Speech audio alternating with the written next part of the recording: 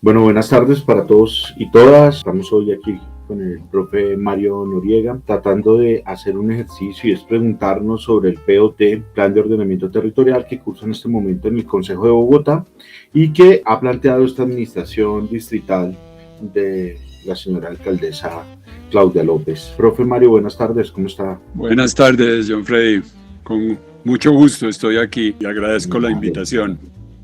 Vale, muchas gracias. Aquí, bueno, nosotros damos un saludo desde Cumbre Popular Urbana, Plataforma por el Derecho a la Ciudad y el Territorio, y desde Televisión Desde Abajo, donde se están desarrollando este tipo de encuentros, diálogos alrededor de lo que significa el Plan de Ordenamiento Territorial, su incidencia y las posibles situaciones que se puedan prever pues, para la ciudadanía, para la misma ciudad y pues, para todos los participantes de esta ciudad, integrantes. Profe, su merced, ¿podría comentarnos un poco o comentarle a los compañeros, a la gente que se va a conectar, pues cómo es su trayectoria, su proceso de reconocimiento y conocimiento de la ciudad, que sabemos que es bastante alto y grande, y nos podría pues contextualizar un poco alrededor de ello?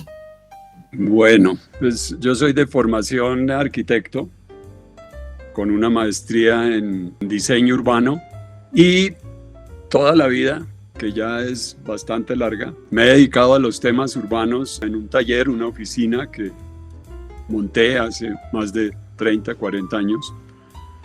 Y en esta oficina nos dedicamos a proyectos urbanísticos, a asesoría sobre temas urbanos y hemos tenido pues el privilegio, digo yo, de participar en proyectos urbanísticos muy grandes, varios aquí en Bogotá, otros en Colombia, otros por fuera del país, que nos ha permitido aprender mucho sobre el oficio, elaborar la norma, de aplicar la norma, de desarrollar proyectos con las complicaciones y las complejidades que tienen los temas urbanos. Durante un tiempo fuimos asesores del alcalde Mocus en todo ese plan de formar ciudad. Después también tuvimos la oportunidad maravillosa de trabajar en la mesa de planificación regional Bogotá-Cundinamarca, que fue un intento muy interesante, del cual todavía quedan muchos resultados. Eso fue con Naciones Unidas, con la gobernación de Cundinamarca, con la alcaldía, con Planeación Nacional, con la CAR, pues hemos hecho planes, por ejemplo, todo el tema de la recuperación de la zona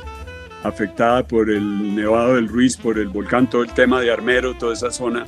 Nosotros tuvimos la oportunidad de trabajar, de recuperarla, de ayudar a la recuperación. El proyecto se ganó una Bienal de Arquitectura, cosa que nos produjo mucha satisfacción después de tanto dolor de cabeza.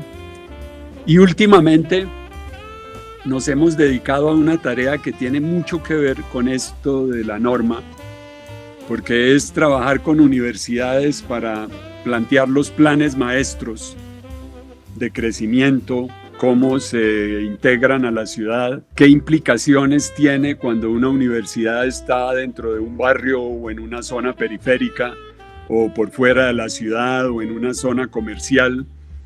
¿Qué implicaciones tienen las necesidades de expansión de la universidad cuando esto pasa? ¿Cuáles son los estándares con los que se mide la calidad espacial de una universidad? Y esto ha sido también absolutamente maravilloso, ha sido un privilegio. Hemos trabajado con la Universidad de los Andes, del Rosario, La Sabana, Santo Tomás. Y entonces todo esto pues ha generado una experiencia en los temas urbanos, porque es esencialmente eso en lo que nosotros trabajamos. Y esto obviamente siempre lo he llevado paralelo a un tema académico. Me han invitado a dictar clases en algunas universidades en Estados Unidos. Aquí fui profesor varios años en la Universidad de los Andes, durante 15 años fui profesor en la maestría de Planeamiento Urbano y Regional de la Universidad Javeriana. Y también pues esta relación con alumnos, de hacer investigación con ellos, pues obviamente le ayudan a uno muchísimo a entender estos temas, por lo menos a aprender de estos temas, porque entenderlos totalmente es muy difícil. Gracias, profe, por su participación, por estar aquí hoy. Se nota ese conocimiento y ese reconocimiento también desde la academia que se ha hecho su merced, porque ha hecho varios aportes y varios ejercicios donde se hace reflexión sobre lo urbano y sobre la ciudad, que es uno de los temas sustanciales que hoy nos recoge a todos los seres humanos y pues que nos tiene hoy aquí preguntándonos esencialmente pues por esta situación tan concreta en esta coyuntura política y la definición de un plan de ordenamiento territorial. Un plan que su merced ha hecho un ejercicio de reflexión y de crítica y que nos parece muy importante que su merced haga ese aporte para este momento. Profe, una pregunta que es muy concreta que me gustaría hacerles: ¿qué importancia tienen los planes de ordenamiento territorial y sobre todo para la ciudad de Bogotá? ¿Qué importancia tiene un plan de ordenamiento territorial y cómo ha sido esa experiencia de los planes de ordenamiento territorial aquí en la ciudad de Bogotá? Es una pregunta que debería poderse contestar muy fácilmente, pero no es tan fácil la respuesta. En teoría es muy importante. Y es muy importante porque establece las reglas para desarrollar cualquier construcción en la ciudad. Cualquier intervención de tipo físico, en teoría, debe estar regulada por un plan, que a veces es el plan director, el plan maestro, el plan de regulación, el plan, etcétera, etcétera. Y el POT es como el papá de todos estos planes. Y en teoría, cualquier obra que realice, ya sea el sector público, vías, escuelas, hospitales, parques, se deben realizar dentro de lo que determina este plan. Y también lo que realiza el sector privado. Y dentro del sector privado hay diferencias, porque por ejemplo está el sector privado que es el dueño de un lote en cualquier estrato social que esté ubicado el lote, porque acuérdese que la estratificación se refiere a los predios, no a las personas. Entonces, no importa en dónde esté el predio, en cualquier estrato, pues la persona que quiera construir, quiere saber qué uso puede poner, entonces mira el POT, cuánto puede construir, cuántos metros cuadrados, mira el POT. También le interesa saber si al frente le van a poner una estación de gasolina o si le van a poner una funeraria, entonces mira el POT para saber qué va a pasar.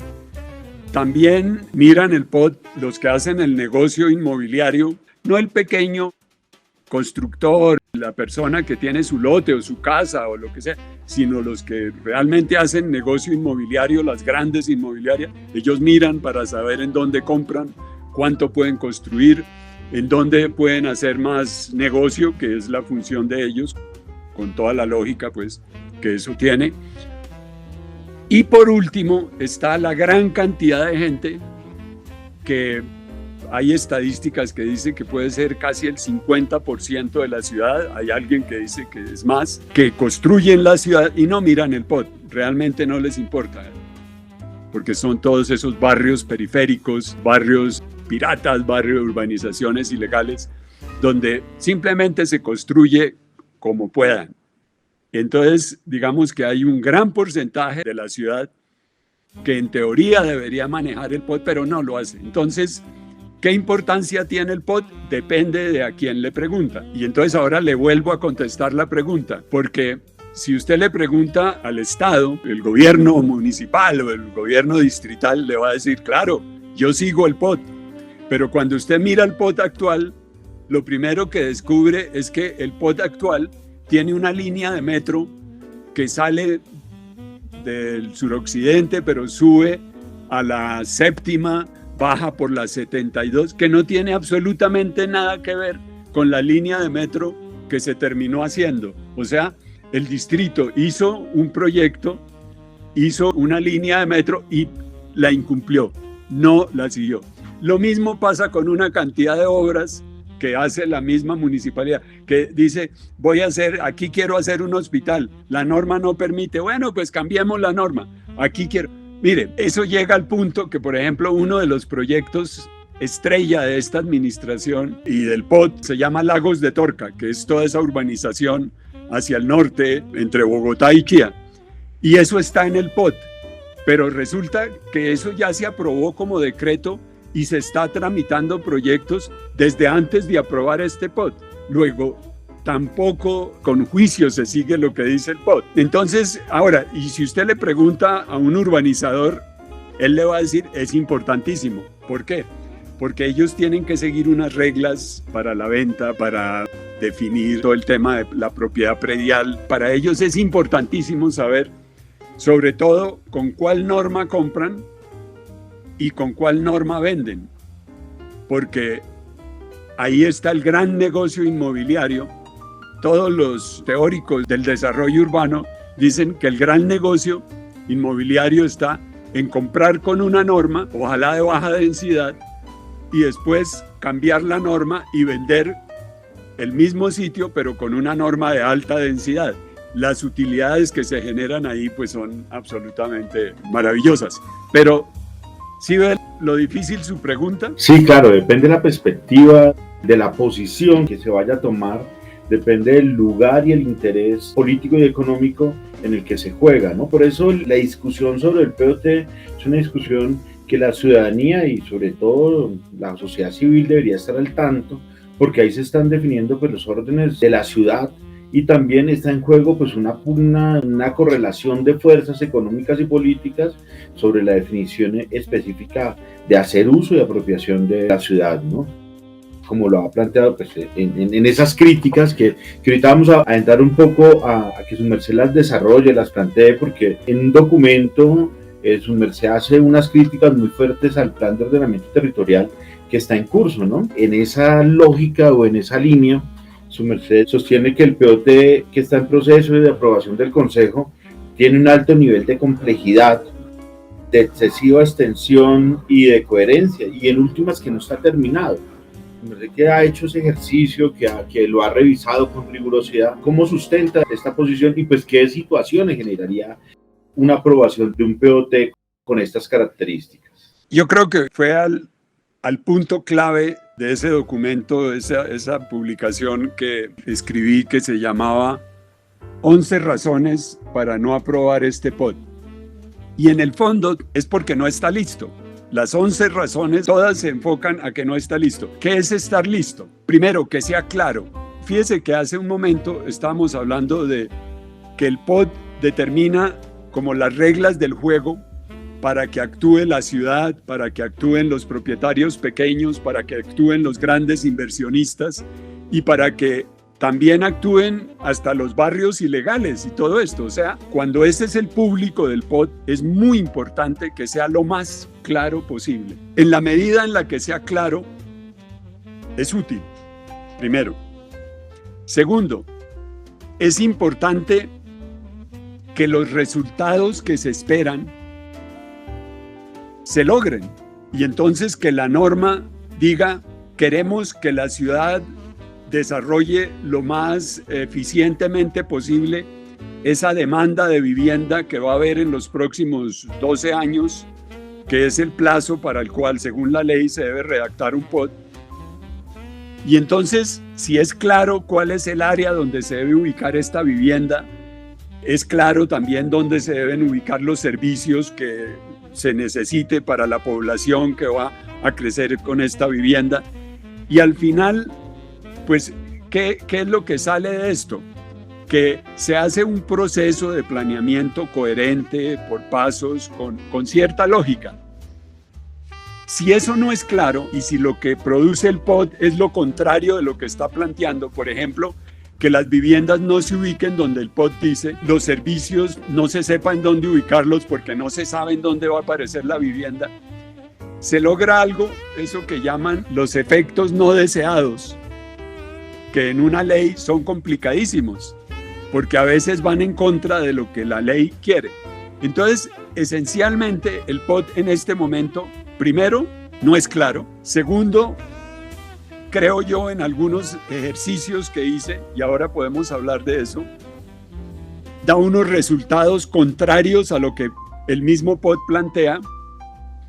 Y tercero, John Freddy, hay una cosa que es todavía más llamativa, y es que el mismo POT hace una lista de cosas que no ha terminado, y entonces dice, los estudios de transporte, de movilidad, no están, la definición de los riesgos de la ciudad, las zonas de inundación, esto todavía no está. Las zonas que se pueden renovar o que se pueden desarrollar se pueden ampliar dependiendo de los estudios. Entonces, al final, da una cantidad de temas en los que dice, esto no está, aprueben el POT y lo hacemos después. Eso, uno dice, hombre, si unos temas tan importantes como, por ejemplo, la movilidad, no está terminado, si no se sabe en dónde va a aparecer la vivienda, no se sabe en dónde van a aparecer los servicios porque esa relación no está clara. Y además, aplicando algunas de las normas, uno se da cuenta que lo que se logra es lo contrario de lo que plantean, pues el POT no está listo. El POT no está listo. Entonces uno dice, ¿por qué no está listo? Una hipótesis, es tal la urgencia de aprobarlo y además de aprobar un POT anticuado, porque este es un POT hecho con leyes del siglo pasado, es un POT que no plantea realmente el desarrollo futuro de la ciudad, sino es como la repetición de los POTs que han fracasado, pero hay urgencia por aprobar eso, entonces es como hagámoslo rápido antes de perder las mayorías en el Consejo, aprobémoslo. Y eso es muy complicado. La recomendación probablemente a las ciudades, hay que hacer un POT, sí, pero no tiene que ser peor que el que tenemos. Y eso requiere tiempo y requiere unos estudios mucho más serios de los que se han hecho. Pues vamos, hagámoslo bien. La idea no es hacer cualquier cosa, hagámoslo bien. Y además se dejan muchos de los proyectos sustanciales, como usted también lo plantea en este documento, el hecho de que quedan en el aire los proyectos sustanciales y más importantes y no quedan organizados y se están diciendo que posteriormente se van a hacer una regulación alrededor de estos proyectos. Desde la plataforma nos preguntamos un poco qué intencionalidad habrá y qué situaciones se podrían presentar al dejar estos proyectos abiertos, tan en el aire, tan en la posibilidad de que cualquiera venga y los ajuste. ¿Qué situaciones podría generar esto y qué intencionalidad estaría detrás de ello? Esa es una pregunta que hay que hacerle a los que están trabajando el POT y a los que voten a favor de un POT que deja estas zonas abiertas, esas lagunas. Pero uno puede tener hipótesis con respecto a otras cosas que han pasado en otros POTs y en otras ciudades.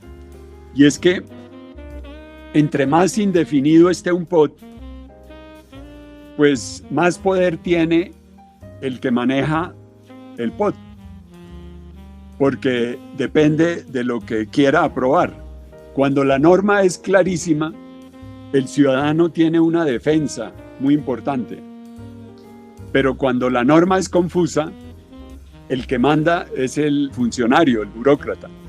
Entonces, yo no sé si esa es una intención del POT, pero lo que sí es un hecho es que las normas están así de sueltas y uno podría pensar que detrás de esto hay una intención de seguir manejando la ciudad como se ha venido manejando desde hace muchos años, y es que los funcionarios controlen todo y los ciudadanos tengan muy pocas posibilidades de defensa cuando van a hacer algo. Mire, una cosa que es importante del POT, yo he visto que mucha gente habla del POT, pero nunca se refiere a los artículos concretos, porque es que es imposible leerse el POT.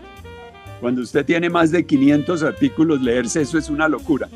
Pero hay algunos locos que nos los leemos y de pronto encuentra uno cosas como estas. Mire, el artículo 162 de la versión que le mandó Planeación al Consejo Territorial de Planeación dice que los corredores de transporte público de alta capacidad, mire qué tema tan serio, los corredores de transporte público de alta capacidad, entre comillas dice, se encuentran de manera indicativa en el mapa número CU441 y deberán ser revisados de acuerdo con los estudios y diseños técnicos de detalle que para tal efecto se elaboren. Cierra comillas. ¿Qué quiere decir eso?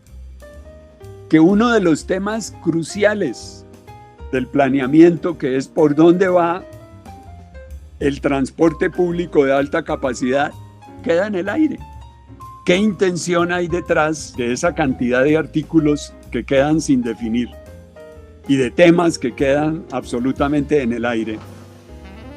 Es una pregunta que uno debería hacerle a la alcaldesa primero para saber si ella sabe, si le han explicado la cantidad de cosas que quedan en el aire y si está de acuerdo con eso y por qué cree que eso es bueno.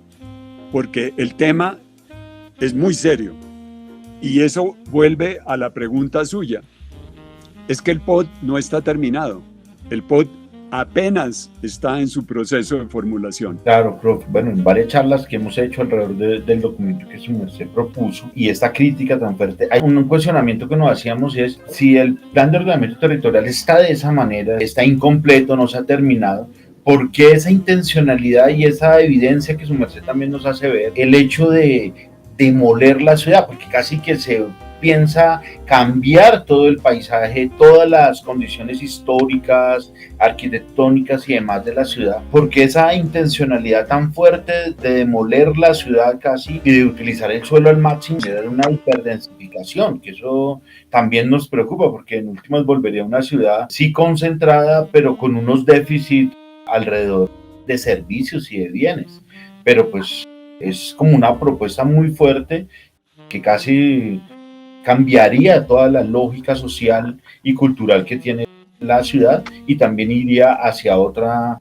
intencionalidad económica y política que pues iría en contra de la propia historia de la ciudad. No sé si ahí estoy equivocado o es como la línea que se quiere tocar alrededor de esta idea. Ese tema es importantísimo porque es de esos casos en los que el POD dice una cosa en su presentación, pero cuando se aplica el artículo específico, se logra exactamente lo contrario de lo que el POD está planteando. O sea, por un lado hay una cantidad de objetivos y de propósitos, todos loables, la ciudad más sostenible, la ciudad más equitativa, la ciudad más verde, entonces, pero cuando se aplica la norma, cuando uno se toma el trabajo de coger el artículo concreto y aplicarlo a casos específicos, uno dice, esto es completamente distinto a lo que se está planteando. Y miremos primero la pregunta suya, ¿se quiere demoler la ciudad? Cuando uno oye los discursos de la alcaldesa, y en esto sí no hay interpretación, no hay necesidad de preguntarle porque esto ya lo ha dicho públicamente. Por ejemplo, cuando presentó el Transmilenio de la Séptima, el Transmilenio Verde de la Séptima, ella dijo que Bogotá, no me acuerdo textualmente, pero era algo así como que Bogotá es una ciudad muy mal planeada, que lleva 100 años de horrores, pues, y que ahora se va a cambiar eso, ahora sí se va a arreglar. Cuando uno mira la presentación del POD, esos PowerPoint con los que hacen las presentaciones en todas partes, que no presentan los artículos sino los objetivos, curiosamente siempre dicen que la ciudad, por aquí tenía yo apuntado, dicen que esta es la ciudad del desempleo, de la pobreza, del aislamiento, la ciudad del endurecimiento, del diésel, de la dependencia del bus, del reinado del automotor. Básicamente que esta es una ciudad horrible, espantosa. Y en esto sí es muy coherente el POD, porque dice, ante esa ciudad tan espantosa,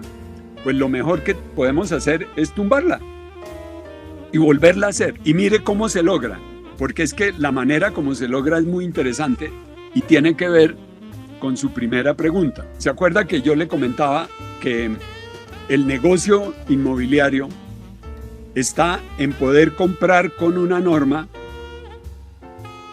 y poder construir y vender con otra? ¿Eso qué quiere decir? Que lo más clave para un predio es su uso, y ahora el POD plantea una liberalidad en los usos con un mito, después podemos hablar de eso. Y lo segundo que mira el que va a desarrollar es cuánto puede construir, cuánto. ¿Cuántos metros cuadrados? Y esto es lo que se llama el índice de construcción, que es una cosa que muy poca gente mira. Si no está en el negocio de la construcción, generalmente lo que la gente pregunta es ¿cuántos pisos puedo hacer? Y entonces le dicen, ahí es solo 2 pisos. Y dice, bueno, entonces es un lote como para una casita. O puede hacer 5 pisos. Y dice, bueno, es un lote para unos edificios. O puede hacer 20 pisos. Dice, entonces eso sí ya es bueno. Eso está bien, pero no es la manera precisa de analizarlo. Porque lo que determina realmente el valor del lote es no el número de pisos, sino el índice de construcción. ¿Qué quiere decir índice de construcción? Que si un lote tiene 1000 metros y el índice de construcción es de 1, uno multiplica los 1000 metros por 1 y eso le da que puede construir 1000 metros. Y si el índice de ocupación, que es el segundo índice que uno mira, que es importante, pero es más importante el de construcción, y ahora miramos por qué. Cuando el índice de ocupación le dice, pero del lote de 1000 solo puede ocupar el 50%, o sea, el índice es de 0.5, eso quiere decir que construye 1000 metros en un lote de 1000 metros, pero ocupando la mitad son 2 pisos. Y si el índice es de 0.25, el de ocupación, entonces eso quiere decir que construye 4 pisos. Pero fíjese que está construyendo lo mismo. O sea, en términos de cantidad de metros cuadrados es lo mismo, pero va desde un piso hasta 2, hasta 4, y eso puede subir todo lo que sea, dependiendo de cuánto deja desocupado en el lote.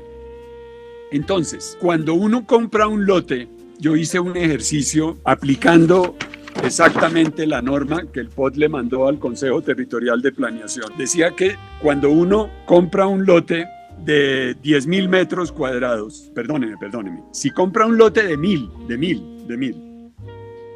y no quiere ceder nada, y quiere aplicar el índice que estaba ahí cuando lo compró, le dice que el índice es de 1.3. Y eso quiere decir que puede multiplicar lo que tiene, lo puede multiplicar por 1.3, y eso le da una construcción de 1.300 metros cuadrados. Y así lo compró, ¿correcto? Pero el POT dice una cosa. Dice, ojo, si usted compra el lote de al lado y compra el del otro lado y logra que esos lotes que también pueden tener un índice de 1.3 se le sumen al suyo, usted puede pasar de construir 1.3 a construir 5, o puede construir 6. Y le dice otra cosa, y si compra la manzana, puede construir 7. O sea, usted compró con 1 y ahora puede construir por 7. Ese es el mejor negocio que usted puede encontrar en la tierra. Pero lo único que tiene que hacer es comprar los vecinos y demolerlos. Porque si los deja no puede construir, la idea es construir.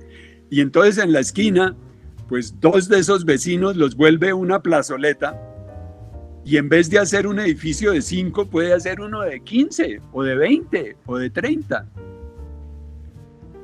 Y John Freddy, eso que le estoy diciendo, según el documento que se le envió al Consejo Territorial de Planeación, se puede hacer sobre 6.899 manzanas. O sea, estamos hablando de alrededor de 7.000 manzanas. Eso es casi una cuarta parte de Bogotá. Yo hice este cálculo, que es muy sencillo. 6.899 manzanas. Cuando lo compramos, lo multiplicamos por 1 y eso nos da 68.900 metros cuadrados de construcción. Pero ahora que compramos todos los vecinos, multiplicamos por 6 y nos da 413 millones de metros cuadrados de construcción. Y si eso lo dividimos por 60, pensando que ese es un tamaño de vivienda, ahora se hacen viviendas de 20 metros, de 30, y el POT dice que la vivienda mínima de no bis debe ser de 36, pero seamos generosos y hagamos las de 60. Nos da la posibilidad de construir 6.8 millones de viviendas con este POT, con ese articulito. Y si le sumamos el 7, el adicional, para llegar a 7, nos da 1.100.000 más viviendas. Pero John, esto es todavía más complicado, porque vamos en 7.9 millones de viviendas y no necesitan hacer plan parcial. Salen directo de curaduría, porque el POT dice, si compran los vecinos, le aumentan el índice. Y si no se pasan de 7, van directo. No necesitan impacto de tráfico, no necesitan consultar con los vecinos, no necesitan hacer ningún tipo de estudio especial. Pero, John Freddy, póngale cuidado. Si hace plan parcial, quiere meterse a ese trámite, puede subir todavía más el índice, pasar de 7.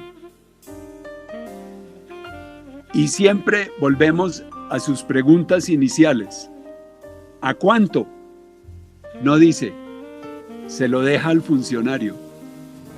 ¿A 8? ¿A 9? ¿A 10? ¿A 12?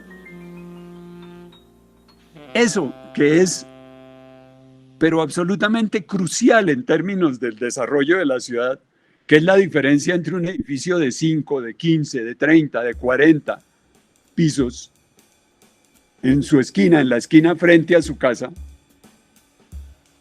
se lo dejan en el aire para que lo resuelva un funcionario y el POT no lo determina. Hombre, complicadísimo. Bastante, ¿no? O sea, esto pone en una lógica, primero, de apropiación del suelo urbano de una manera desigual y desproporcionada, sobre todo para la ciudadanía que no tenga la capacidad, primero, de acceso a la información y segundo, de capacidad económica para poderse mantener frente a un gran bloque económico que venga y construya frente a mi casa. Entonces, simplemente voy a salir porque es que la presión urbana me va a sacar. El hecho mismo de que construyan, el ejercicio mismo de la construcción va a ser una situación violenta para mí como ciudadano que ha vivido durante tanto tiempo en un barrio tranquilo, sosegado, que no tiene casi circulación vehicular, y me construyen un edificio de 15 pisos al frente de mi casa, una manzana completa, y alrededor de ello llegan nuevos vecinos. Van a llegar más de 600 vecinos. Es un cambio total de la dinámica de lo que yo estoy viviendo como individuo. Eso solo situándome allí. Ahora el impacto económico y de ganancia pues para los constructores es impresionante. O sea, queda uno con una situación donde en últimas queda en manos de los funcionarios que definan esto a un largo plazo o al corto plazo, y también pues del poder económico que termina siendo arrollador en el caso de la ciudad frente a la construcción de los procesos urbanísticos. O sea, es bastante complejo y bastante desigual en últimas esta propuesta vista de esta manera.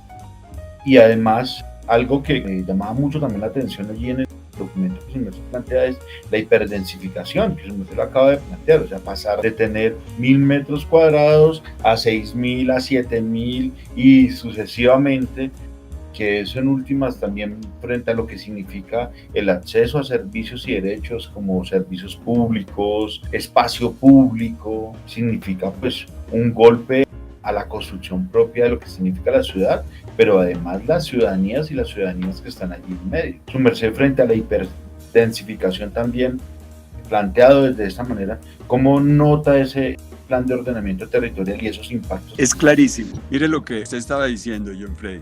Si uno hace el cálculo con la construcción inicial del que quería mejorar su casa y usar el índice básico de 1.3, fíjese, con 1.3, que es bastante, y haciendo todos estos cálculos, nos da 168 habitantes por hectárea.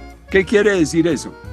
Que en esa manzana hay 168 personas que van al parque que queda al frente y que son los mismos que salen y van a la tienda y van al centro de salud y mandan sus niños a la escuela y son los que protege el CAIP, por decir algo. Tenemos 168 con la densidad con la que se compró el lote, ¿correcto? Pero con la densidad que le permite, cuando le dicen, hombre, John Freddy, compre al vecino, compre al otro, cómprese toda la manzana y puede subir. En esa misma manzana, ¿cuántas personas pueden meter? La expresión es válida. ¿Cuántas personas pueden meter? El cálculo que yo hice, aplicando la norma, es 2.707 personas. Pasamos de 168 a 2.700. Entonces el parquecito, donde por la tarde había 20 personas, suponiendo que iba el 10% de los habitantes de la manzana, ahora ya no van 16. El 10% de esos habitantes de esa manzana son 270. Entonces uno dice, ¿y la cola para la tienda acepta eso? Y ya el centro de salud, que antes era para 168, ahora se multiplicó por 2.707, y el tráfico que pasa por el frente y los carros que genera esto y todo, ¿está pensado para eso? Ahora, este es un tema, John Freddy, muy complicado, porque muy hábilmente se confunde con la idea de que entre más fácil esté uno concentrado, más fácil tiene acceso a servicios. Y eso es un cuento, porque las mejores ciudades en cuanto a prestación de servicios no son las más densas, porque es que se confunde el argumento del urbanizador con el argumento del prestador de servicios. Bogotá es la 9ª ciudad más densa del mundo, según una de las listas.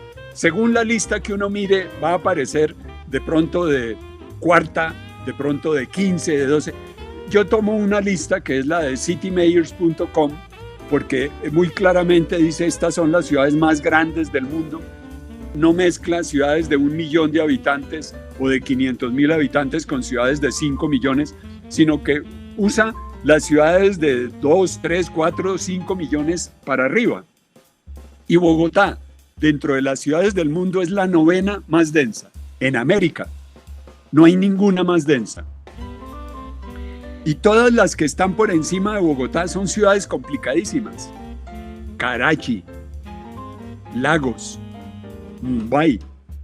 Son ciudades con índices de habitabilidad, según todas las encuestas que hacen las mismas entidades que buscan la calidad de vida. Todas están en los últimos lugares. Y curiosamente, las ciudades con la mejor calidad de vida, todas están por debajo de Bogotá. Al punto que Viena tiene la 4ª parte, creo, la 4ª o 3ª parte de la densidad de Bogotá. Entonces uno dice, no es tan fácil creer que si uno vive hacinado en unas condiciones absolutamente invivibles, donde en el parque donde antes había 16 personas, ahora hay 270, uno está viviendo mejor y eso justifica apretar todo dentro de Bogotá.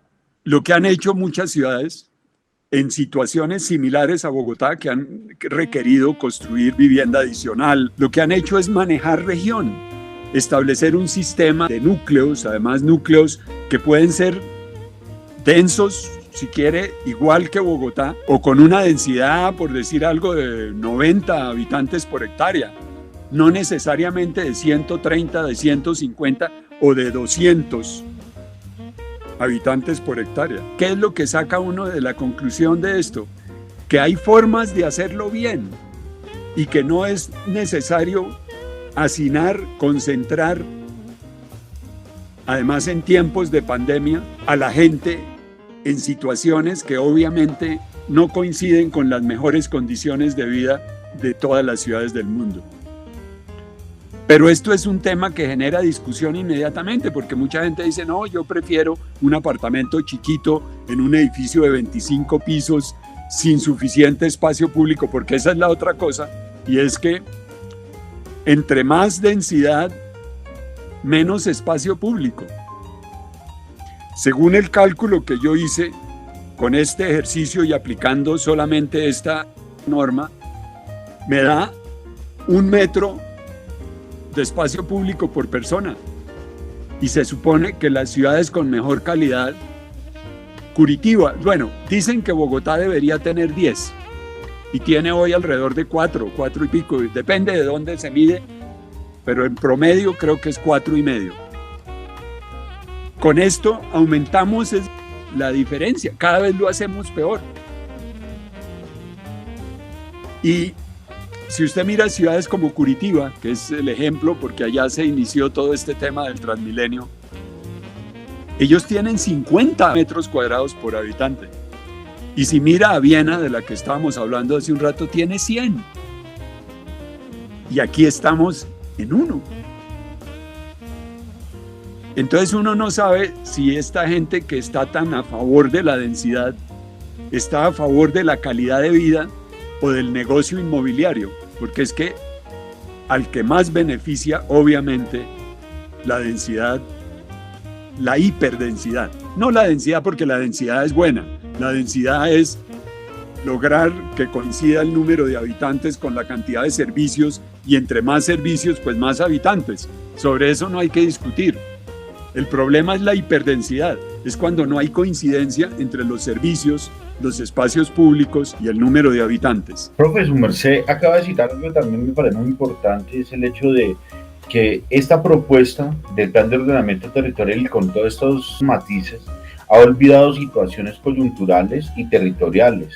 No reconoce, por ejemplo, la pandemia, no reconoce las condiciones propias económicas y sociales de los territorios, y creo que eso también es una de las críticas más fuertes que su merced ha hecho, o sea que el plan de ordenamiento territorial bajo esa lógica estaría descontextualizado porque no está reconociendo las características propias de los tiempos que estamos afrontando y ni tampoco está reconociendo las condiciones territoriales que han tenido las comunidades, y la apropiación de la gente de la ciudad no está siendo reconocida. Y eso también nos pone en una lógica, y es la participación, ¿no? Que para el desarrollo y la propuesta de un plan de ordenamiento territorial se plantea el hecho de la participación ciudadana, y uno de los énfasis, o con lo que arranca el documento Mercedes, diciendo que la participación fue muy escasa, que fue realmente no participación sino socialización, y eso hace que la ciudadanía en últimas quedemos excluida frente a esta propuesta, que termina siendo muy rimbombante, con unos grandes objetivos, muy bonita en presentación, pero con unos fondos que nos va a cambiar completamente la vida y la lógica de poder vivir en una ciudad amable, tranquila, con unos niveles de bienestar y seguridad que buscamos todos cuando llegamos pues a habitar un espacio urbano. Ese es otro tema también igualmente complicado, el tema de la participación. La participación ciudadana es muy complicada en un POT, porque es muy difícil preguntarle a una persona, a un profesional, qué opina de la manera como se hicieron las proyecciones del tráfico, de los corredores verdes o de las 5 líneas de metro, lo de las manzanas de cuidado, que cuántas debe haber en la ciudad, o cómo es el tema del Regiotram. Eso es muy complicado y la administración gasta mucho tiempo haciendo preguntas que la gente no puede contestar, pero sí hay cosas que la gente puede contestar mejor que la administración y mejor que los técnicos, y es cómo debe ser su barrio, cómo debe ser su cuadra, cómo debe ser su esquina, cómo debe ser su parque.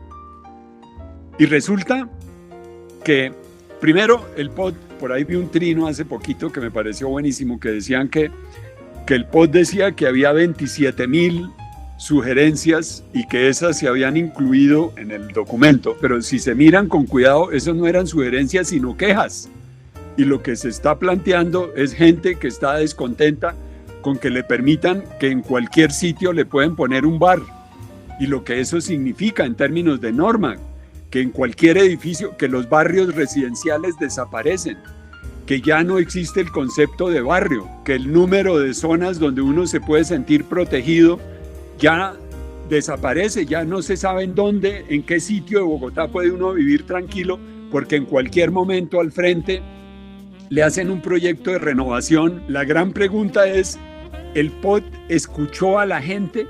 ¿Estableció un mecanismo para escuchar los barrios, por ejemplo? Para que una visita del POT, una sesión por UPZ, ¿qué sentido tiene reunir a 30 personas para preguntarles sobre una UPZ que tiene 1 millón de habitantes y para preguntarles sobre el tratamiento de conservación o de renovación o de consolidación? El POT está absolutamente planteado como si fuera un documento del siglo XX con unos conceptos que usted ya mismo lo dijo que son clarísimos, y es que era más presentar lo que ya hicimos. Yo en uno de los trinos que puse decía, vengo a consultarles sobre una decisión que ya tomé, porque eso es básicamente el proceso de participación, y el que no esté de acuerdo, ya tenemos 27.000 opiniones y cualquier opinión se puede variar cuando uno dice que está siguiendo 27.000 sin decir exactamente qué es lo que está haciendo, y eso es muy complicado porque se destruyó la esencia de la participación, que es el barrio, y donde podrían hacer, que es el barrio o la cuadra, ni tienen el equipo ni tienen el interés para hacerlo. Ayer salió una página web, pues en una revista de urbanismo, una noticia sobre un gran proyecto. Dicen que es probablemente uno de los proyectos más importantes urbanísticos que se están haciendo ahora, y la noticia es una combinación de 3 cosas. Primero, el desarrollador se supone que es uno de estos filántropos, como ahora hay unos filántropos que quieren hacer viajes interplanetarios, hay otros que quieren hacer cursos para alcaldesas, como el señor Bloomberg, que acaba de invitar, y al alcalde de Medellín también, los invitó a darles un curso en Nueva York. Y hay otros que quieren hacer ciudades, que quieren construir ciudades. Entonces, este señor dice que quiere construir una ciudad y contrató a un arquitecto que se supone es el arquitecto de moda, el tipo más exitoso que hay en este momento, de una firma que se llama BIG. Y la ciudad se llama Telosa. Entonces, cuando uno entra con T-E-L-O-S-A, y cuando uno entra a la página web de Telosa, le muestran la ciudad que tiene, ellos dicen 30.000 acres, o sea, 12.000 hectáreas. Es una ciudad que arranca la primera fase con 12.000 hectáreas y con 1 millón de habitantes. Y después dice que la idea es que esto va creciendo hasta 60.000 hectáreas, que es más grande que Bogotá. Y dice que quiere llegar a 5 millones de habitantes. Y que la ventaja es que desde ya comienzan a manejar el tema del calentamiento global, que comienzan a manejar la distribución perfecta de servicios, de espacios verdes, de equipamientos, de transporte no contaminante. Mejor dicho, lo que quieren hacer con Bogotá, demoler Bogotá y volverla a construir. Entonces ellos están haciendo eso sin necesidad de demoler nada. Se fueron a un sitio donde podían construirla toda sin necesidad de sacar a todos los que estamos acá. Y mire qué curioso, John Freddy, la densidad ideal de esta ciudad es 82 habitantes por hectárea. Obviamente tiene un centro que probablemente sea más denso, tiene unas zonas menos densas, pero el promedio total es 82. El promedio de Bogotá es 135. Que nos ubica en el puesto 9. El proyecto estrella del POT, que ya se está haciendo sin POT, que es Lagos de Torca, es de 194 habitantes por hectárea. Esa es la tercera más densa del mundo. Y esta, la de la ciudad que ellos dicen que es la ideal, que es 82 habitantes por hectárea, es la número 30 en el mundo. O sea, en vez de subir, lo que hay es que bajar. ¿Y qué ejemplo ponen? Mire qué bonito esto. El ejemplo que ponen como densidad igual a la que quieren es la ciudad de San Francisco, en California, que cuando usted la ve, no es una ciudad que esté como mal, ¿no? No es una ciudad que uno diga que es una suburbia absolutamente desaprovechada. Es una ciudad que tiene líneas de metro, que tiene trenes, que tiene puertos, que tiene unas actividades productivas, además populares. No es una ciudad de grandes centros comerciales, es de zonas de renovación. Fíjese, curiosamente, zonas de renovación como el Girardelli Square, que lo renovaron sin tumbar edificios. Lo renovaron manteniendo todas las fábricas estas de chocolates que tenían y todo esto. Nosotros pensamos que lo primero que hay que hacer para renovar es tumbar todo lo que hay. Y si usted mira, las CAT y Basal, creo que se llaman los dos arquitectos, la arquitecta y el arquitecto, que se ganaron el premio Pritzker, que es el premio más importante de arquitectura. Dicen que es el equivalente al Nobel. Ellos tienen un lema y además les dieron el Nobel de arquitectura porque ellos dicen que no demuelen nada, que lo que hacen es renovar lo que existe y utilizarlo y mejorarlo, porque demoler es un crimen, y más en condiciones de pospandemia y en condiciones donde lo que hay es que mejorar. No, esa idea de que para muchos es muy fuerte, que es que la renovación es igual demolición. O sea, creo que esa idea es muy potente poderla situar en la condición de este momento, porque casi siempre nos dicen y nos da temor. Yo creo que todos los ciudadanos de Bogotá, especialmente pues, los que hemos estado como metidos en estas discusiones, cada vez que dicen renovación a uno le entra el temor inmediato. O sea, renovación, ¿qué van a tumbar? Es lo que uno pregunta. O sea, ¿a quién van a expropiar? No solo de su suelo, sino de su historia y de su condición de vida. Creo que eso sería muy interesante empezar a plantearse la idea de que renovar no significa demoler, no significa tumbar y también desarraigar. Lo que ha pasado muy fuerte con el Plan Centro y bueno, con algunos otros, es que en últimas todas las poblaciones las han sacado y no ha habido un reconocimiento de esa gente, de su historia y de la formación de la ciudadanía que estaban allí presentes. Me parece muy interesante eso. Profe, pues como para ir englobando y también ir cerrando un poco después de esto, que ha sido muy, muy interesante y además ha sido en relación pues, con ese documento que su merced escribe.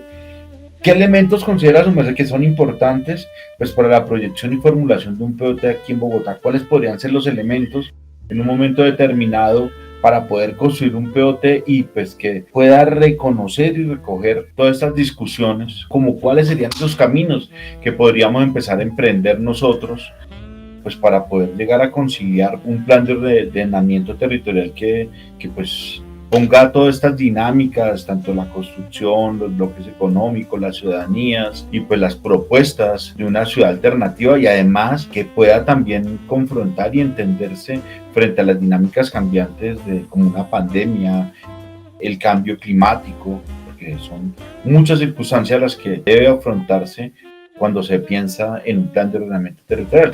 Como cuáles podrían ser algunas líneas que podrían ir dándonos como guía para poder pensar en un plan de ordenamiento territorial de una manera más digna tal vez, más dialogada y más acordada tal vez. John Freddy, su pregunta tiene la respuesta ahí mismo. La alcaldesa habla mucho del contrato social y dice que el plan de desarrollo fue basado, creo que además ese era el nombre, yo lo veía escrito en muchas cosas, y ella habla frecuentemente del contrato social.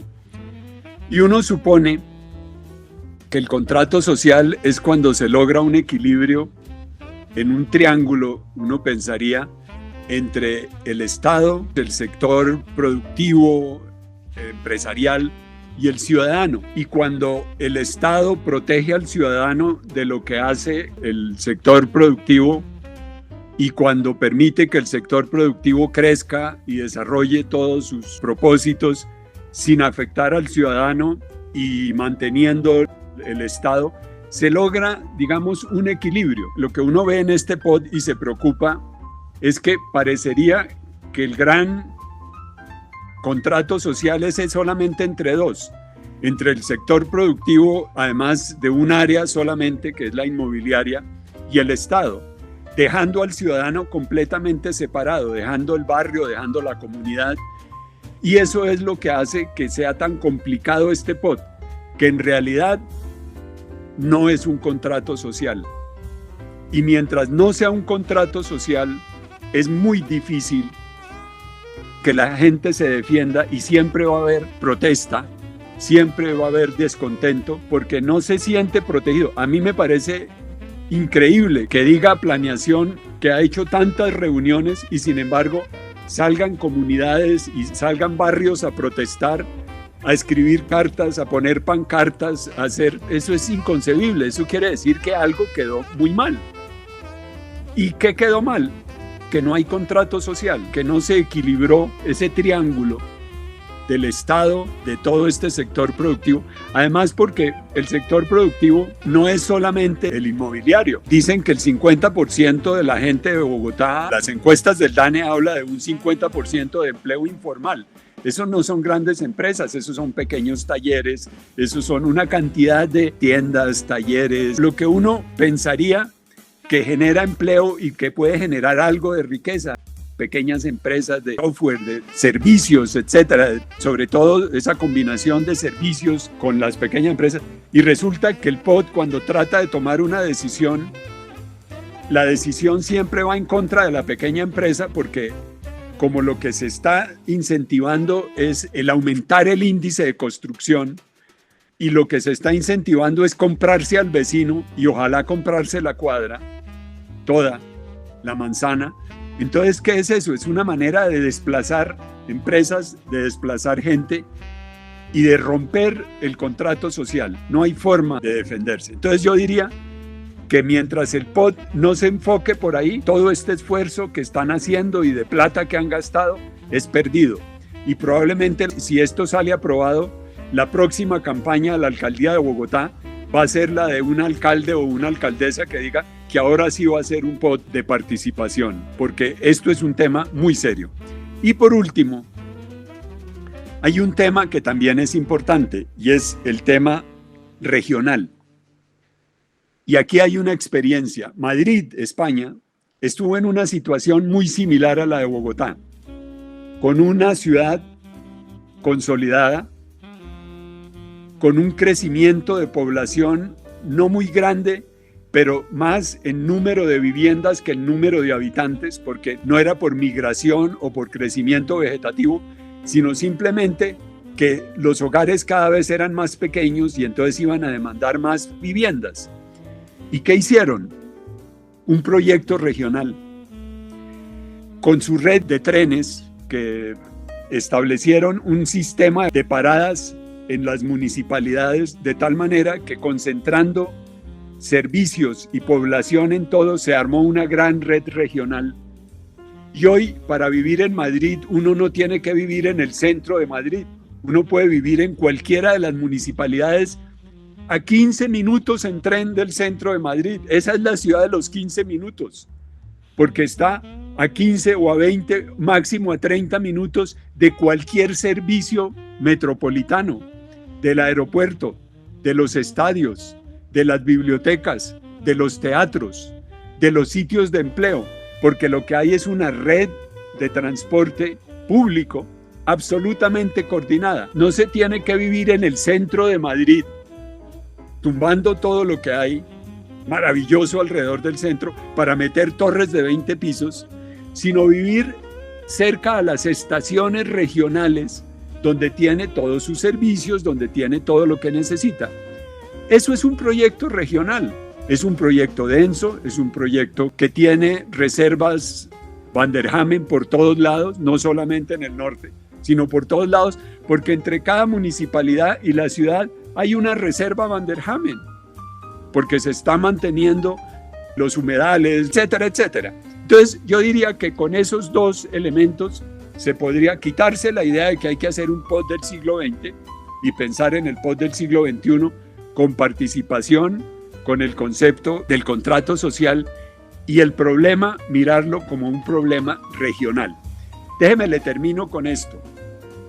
Cuando se hizo el proyecto de JICA, que fue el plan famoso de transporte de movilidad en el 1998-2000, que además llegaba hasta el 2020, cuando hicieron las modelaciones matemáticas de movilidad, los japoneses dijeron: Bogotá ya es tan densa y con la densidad para consolidarla que se va a elevar es tanta que ni siquiera metiéndole muchas líneas de metro y muchas líneas de trenes y todo esto, Bogotá va a funcionar eficientemente. Se necesita un proyecto regional de desconcentración y descentralización de empleo.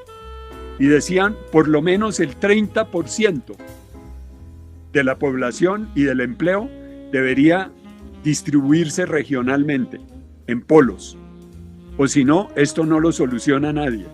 O sea, esto se sabe desde hace 20 años. Lo que pasa es que si no hemos podido construir la ALO, que fue el proyecto más importante de ese plan, imagínense este planteamiento regional, pero con el tiempo se logrará. Lo que pasa es que todavía nuestros dirigentes están pensando en el siglo XX y el siglo XIX. Ya vendrán los jóvenes con ideas del siglo XXI y ya la situación se mejorará, sin lugar a dudas. Esa es la primera línea del urbanismo que está por aparecer y generar esa posibilidad de desarrollo. Profe, muchísimas gracias. Además nos deja pues con toda la posibilidad de darnos la gana de seguir pensando lo urbano y además de pensar contextualmente y proyectado en el siglo en el que estamos. Eso es muy, muy importante, profe, porque hay todavía la esperanza y pues que sabemos que las críticas que se están haciendo y que esencialmente su merced hace son fundamentadas en esta idea de mejorar la calidad de vida de los que habitamos la ciudad de Bogotá y de pensar que tenemos que buscar un contrato, como usted lo dice, un contrato social que nos permita buscar ese bienestar y esa seguridad que anhelamos en la ciudad, porque todos los que habitamos la ciudad y que estamos en ella, pues queremos gozar de los derechos, pero a la vez cumplir con esa función esencial que nos debe dar la ciudad y es el goce de nuestra ciudadanía en condiciones de derecho y de aplicar de esa condición de corresponsabilidad. Y pues para ello pues necesitamos mentes como la suya, profe. Es importante tener esa crítica y además esa crítica fundamentada, porque muchas veces uno escucha así el descontento, pero no el ejercicio de hacer el proceso argumentativo.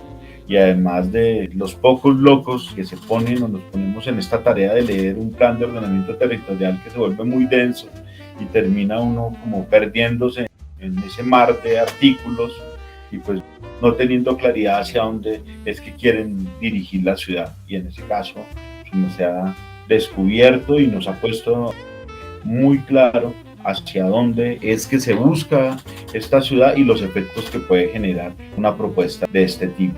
Y pues también ante ello, pues también la posibilidad de mirar otras alternativas y otras acciones y ponernos en el siglo XXI, porque muchas veces damos discusión de ciudad, pero todavía con ideas del siglo XX y tenemos que proyectarnos, porque está cambiando el mundo, está cambiando la dinámica económicas, políticas y hay una situación frente a lo ambiental y frente a la misma existencia de la vida que nos llama a que tenemos que dar unas transformaciones. Y profe, pues yo le quiero agradecer de parte de la Cumbre Urbana, desde el periódico Desde Abajo, por el tiempo que usted nos ha dedicado y pues por todo su conocimiento y poder dialogar con su merced y con su conocimiento y con su vida. Eso es muy importante, pues, porque nos llena de vida, de vigor y nos da posibilidades para seguir pensando el mundo y dar posibilidades para transformarlo también. Pues muchas gracias, John Freddy, un placer, un gusto, y ojalá todos estos análisis y todo esto que hablamos sean útiles para la ciudad y para la primera línea del urbanismo que viene ahí con los jóvenes detrás. Ah, qué bien, bueno. Detrás no, adelante, adelante, adelante. Gracias, profe, no.